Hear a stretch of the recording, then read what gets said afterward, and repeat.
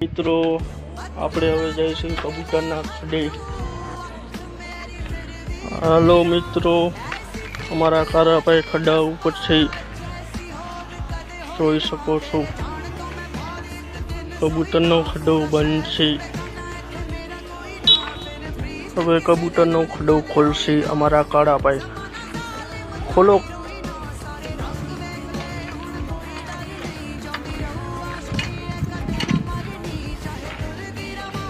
અમારા કારાભાઈ ખડો એક ચારી ખોલી નાખી છે, હવે ખડો ખોલવા જાય છે।